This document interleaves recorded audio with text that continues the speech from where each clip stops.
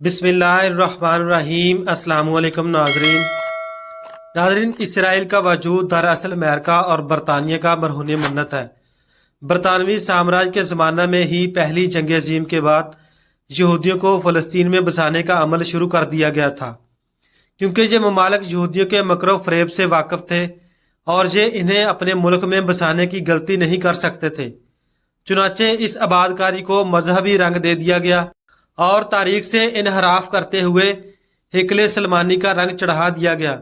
برطانوی حکومت نے ان دجالیت کے پرستاروں کو بسانے کے بعد مکمل طور پر انہیں فوجی مشقیں کرائیں، انہیں معصوم فلسطینیوں کے خون سے ہولی کھیلنے کے فن سکھائے، غریب فلسطینیوں کے بالمقابل انہیں مالی مدد دے کر ان کی معاشی حالت کو مستحکم کیا اور ہر طرح سے اہل فلسطین کو کمزور سے کمزور تر بنانے کی کوشش کی گئی۔ زندگی کے تمام وسائل یہودیوں کے قبضہ تصرف میں دے دیے گئے تاکہ کوئی شیطان کے ان پیجاریوں کی سلطنت میں کمند ڈالنے والا باقی نہ رہے۔ نتیجہ میں آج تک اسرائیل مسلسل اہل فلسطین پر ظلم و ستم کے پہاڑ توڑے جا رہا ہے۔ اسرائیل نے فلسطین پر صرف قبضہ ہی نہیں کیا بلکہ ظلم کی ایک ایسی تاریخ مرتب کر دی جسے چنگیز خان کی درندہ صفت فوج بھی سن کر شرما جائے۔ وہ تو صحرا بیابان میں رہتے تھے جو انسانی دنیا کے اخلاق و عادات سے ناواقف تھے، لیکن یہ درندے انسانی دنیا کے ٹھیکیدار بنے بیٹھے ہیں، خود کو تہذیب و تمدن کے خالق تصور کرتے ہیں۔ ہٹلر نے کیوں ان یہودیوں کا قتل عام کیا تھا وہ بھی سمجھ میں آ جاتا ہے ان مکار فریب یہودیوں کی شیطانیت دیکھ کر۔ 1948 عیسوی کی پہلی جنگ میں اسرائیل نے فلسطین کی بستیوں پر ٹینک چلا دیے اور نہتے فلسطینیوں کو موت کے گھاٹ اتار دیا، اور جو باقی زندہ بچ گئے انہیں بندوق کی نوک پر ملک چھوڑنے کے لیے مجبور کیا گیا اور 400 سے زائد عرب دیہاتوں کو مکمل طور پر کھنڈر میں تبدیل کر دیا گیا۔ 1967 عیسوی کی جنگ میں اسرائیلی درندوں نے عرب کے ایک بڑے حصے پر قبضہ کر لیا۔ بعد ازاں 1977 عیسوی میں دوبارہ یہودیوں کی آباد کاری کا سلسلہ شروع کیا گیا، جس میں زبردستی کئی ہزار اہل فلسطین بے گھر کر دیے گئے۔ 1982 عیسوی میں دجال کے ان پجاریوں نے ایک فلسطینی کیمپ پر آندھا دھند فائرنگ کر کے 1000 سے زائد افراد کو شہید کر دیا، اور اب تک ظلم و ستم کا بازار گرم ہے اور کوئی بھی ان بے سہارا فلسطینیوں کی مدد کے لیے تیار نہیں۔ ہر 2 سے 4 سال بعد دجال کے پجاری معصوم فلسطینیوں پر ہیلی کاپٹر، ٹینک اور جدید قسم کے اسلحہ سے تیار ہو کر حملہ آور ہوتے ہیں۔ دنیا کے چند ممالک میں صدا احتجاج بلند کی جاتی ہے، ہنگامی طور پر اقوام متحدہ کا اجلاس طلب کیا جاتا ہے، امریکہ اور اس کے حوارین دجال کے پرستاروں کے حق میں بولتے ہیں، اور پھر ثالثی کا ڈرامہ شروع کیا جاتا ہے۔ چند قراردادیں پیش کی جاتی ہیں، کچھ نئے منصوبے بنتے ہیں، 2-4 کمیٹی تشکیل دی جاتی ہے اور کانفرنس کا اختتام ہو جاتا ہے۔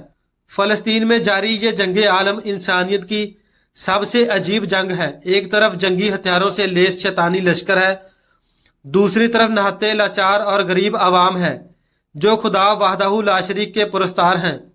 ایک طرف میزائل، ٹینک، مشین گن اور حفاظتی وردی میں ملبوس خدا کے دشمن ہیں، تو دوسری طرف گلیل، پتھر اور اینٹ کو ہتھیار بنا کر لڑنے والے دجالیت کے منکر ہیں۔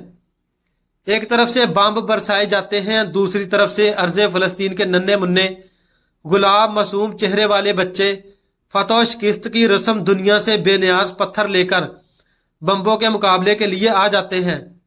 نہ جانے کب تک یہ کھیل کھیلا جاتا رہے گا، کب تک معصوم فلسطینیوں کے گھر بار اجاڑے جائیں گے، کب تک خون میں لپٹی معصوم بچوں کی لاشیں ہمیں رلائیں گی۔ کیا یہ سلسلہ یوں ہی چلتا رہے گا یا پھر اس کی روک تھام کے لیے کچھ ٹھوس اقدامات کرنے ہوں گے؟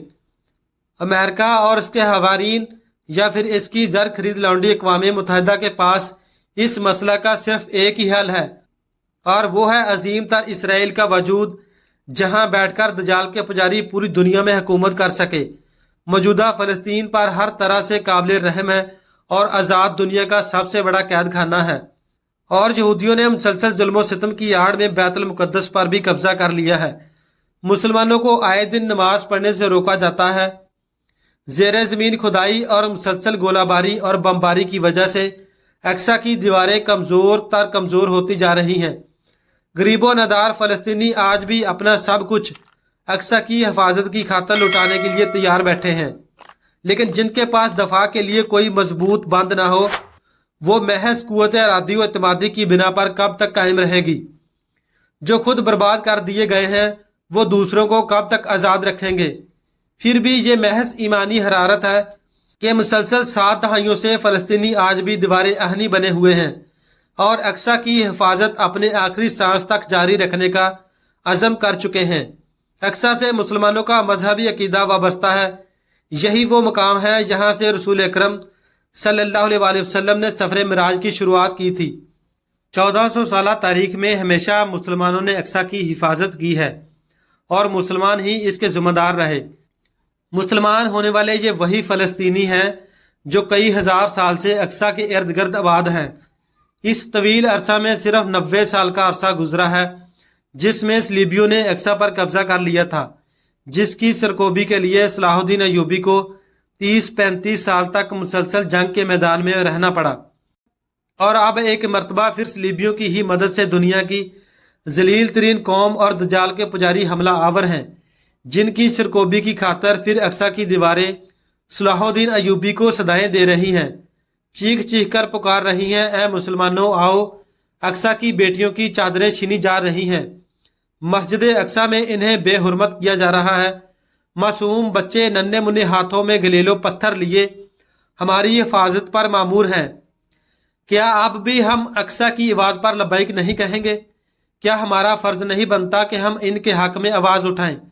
لیکن ہمیں کیا فرق پڑتا ہے مسجدوں کے شہید ہو جانے سے؟ ارے ان سے پوچھو اقصی کی حقیقت کیا ہے، جو آئے دن صحن اقصی میں غاصب یہودیوں سے پنجہ آزمائی کر کے جام شہادت نوش کرتے ہیں۔ ہم سے تو اپنی بابری مسجد بچائی نہ گئی، ہم اقصی کی کیا خبر لیں گے؟ اے مسلمانوں یاد رکھو، اسی طرح ہاتھ پہ ہاتھ دھرے بیٹھے اور دعا کرتے رہے تو تاریخ گواہ ہے اللہ کسی ایسی قوم کو مسلط کر دے گا تم پر جو تمہیں تار تاریوں کی طرح تہ و تہ کر دیں گے، اور پھر انہی میں سے کسی کو پاسبان منتخب کریں گے۔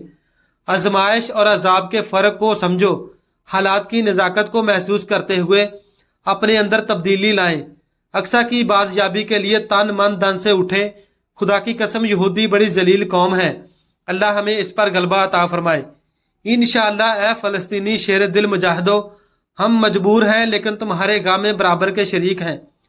اقصی صرف تمہارا ہی قبلہ اول نہیں بلکہ ہم تمام کا ہے، انشاءاللہ اس پر کوئی آنچ نہیں آنے دیں گے، اور مجھے آپ کے اس داؤدی پتھر پہ پورا یقین ہے کہ وہ انشاءاللہ وہ پتھر ان کافروں کو تہ و تہ کر دے گا۔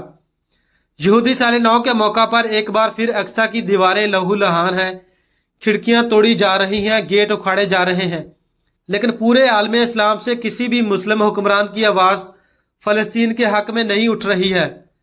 گزشتہ ماہ کچھ فلسطینی بچیاں اسلامی ممالک کا جھنڈا لیے ہوئے قبطۃ الصغریٰ کے مین گیٹ پر بیٹھی ہوئی تھیں۔ اس آس پار کے کوئی تو ہماری داد رسی کرے، وہ تو بلا ہو اردگان کا جو ڈٹ کر ہر محاذ پر ہر ممکن طریقے سے مدد کرتے ہیں، اور اللہ جزائے خیر دے شاہ عرب شاہ سلمان کو، جنہوں نے اس قضیہ پر اپنی خاموشی توڑی ہے اور اسرائیل کے خلاف سخت نوٹس لینے کا اشارہ دیا ہے۔ یاد رکھیں اقصی یہ صرف اہل فلسطین کا مسئلہ نہیں ہے بلکہ پوری دنیا میں بسنے والے ہر کلمہ گو مسلمان پر ضروری ہے کہ اقصی کی حفاظت کے لیے سعی کریں، خصوصاً اہل عرب جو مکمل طور پر اسلامی ممالک کہلاتے ہیں۔ ان کی ذمہ داری ہے کہ بحیثیت مسلم قائد ہونے کے اہل فلسطین کو ظالموں کے شکنجہ سے بچائے اور اقصی کی حفاظت کی خاطر ایوبی کا عزم پیدا کر کے دنیا ظالم و ستم پر حملہ آور ہو۔ بصورت دیگر وہ دن دور نہیں جب ہم اقصی کا نام تو سنیں گے لیکن اقصی کا نام و نشان ختم ہو چکا ہوگا اور اس کی جگہ ہیکل سلمانی ہوگا، اور اقصی کے آنسوؤں کے سلاب میں ہم تمام گناہ گار ہوں گے۔ اللہ تعالیٰ سے دعا ہے کہ اللہ رب العزت اپنے پیارے حبیب کے صدقے مسجد اقصی کی حفاظت فرمائے، آمین، اور فلسطین کے اور مسجد اقصی کے دشمنوں پر اپنا عذاب نازل فرمائے، آمین۔ ناظرین، مسجد اقصی اور فلسطین کے بارے میں ایک کمنٹ نیچے ضرور لکھ دینا۔ تھینکس فار واچنگ، اللہ حافظ۔